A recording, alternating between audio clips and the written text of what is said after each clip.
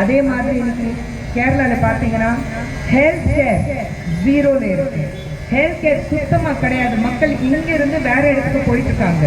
இன்னொன்னு கேரளாவிலிருந்து நிறைய பேர் வெளி மாநிலத்துக்கு போய் வேலை தேடி போயிட்டு இருக்காங்க. பிரதமர் மோடி அவர்கள் விக்சித் பாரத் பத்தி பேசிட்டு இருக்கிறாரு.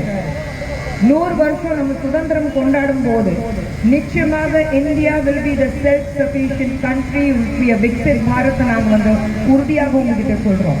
நீங்க யாருக்கு கீழே வேலை செய்ய வேண்டாம், நீங்க உங்களுக்கே வேலை செய்யலாம். You can be your own boss and entrepreneur. We have been offering you all kinds of schemes and policies to become your own bosses.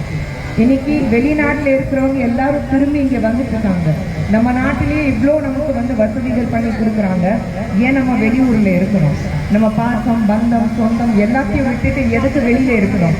திரும்பி வரனால இங்கே வந்துட்டு இருக்காங்க. ஆனால் கேரளாவிலிருந்து மட்டும் இன்னைக்கு வெஸ்ட் ஏஷியா வார் நடக்கும்போது நம்ம மாநிலத்திலிருந்து எத்தனை பேர் அங்கே இருக்காங்கன்னா நமக்கே தெரியும். ஒவ்வொரு வீட்லையும் காலையில் எழுந்திருக்கும் போது ஒரு நல்ல செய்தி இருக்கணும், தவறான செய்தி, ஒரு துக்கமாக விசாரிக்கிற செய்தி இருக்கக்கூடாதுன்னு நான் வேண்டிக்கிறோம். பிரதமர் மோடி அவர்கள் இங்கே வந்துட்டு போகும்போது அவர் உறுதியாக சொல்லிட்டு போயிருக்காரு. எத்தனை பேர் கேரளா மாநிலத்தில் மட்டுமல்ல, இந்தியாவிலிருந்து எத்தனை பேர் whoever is stuck in West Asia conflict, we will make sure we bring them back safe and sound back home. And அது உங்களுக்கு உறுதியாக நாங்கள் சொல்றோம். இதுக்கு முன்னாடி சீரியா வார் நடக்கும்போது, இதுக்கு முன்னாடி ஈரான் ஈராக் வார் நடக்கும்போது, இதுக்கு முன்னாடி கோவிட் பிரச்சனை நடக்கும்போது எத்தனை பேர் அங்கே இருக்கும்போது அவங்கள அழகா ரொம்ப சேஃபா நாங்கள் சேஃப்டியோட திரும்பி இந்தியாவுக்கு கொண்டு வந்திருக்கோம். இது பெரிய விஷயமே கிடையாது. மக்களுக்கு சேவை செய்யணும்னா உறுதியா இருந்தா எந்த பிரச்சனையும் பெரிய பிரச்சனையும் கிடையாது.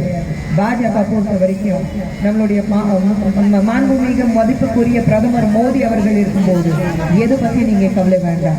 கண்டிப்பாக இந்த தேர்தல்ல அந்த மாற்றம் உங்க முன்னாடி ஒரு நாரி சக்தி நம்ம இன்னைக்கு நாட்டுல பேசிட்டு இருக்கோம். ஒரு மிகப்பெரிய நாரி சக்தி நவ்யா உங்க ரூபத்துல இங்க இருக்கிறாங்க.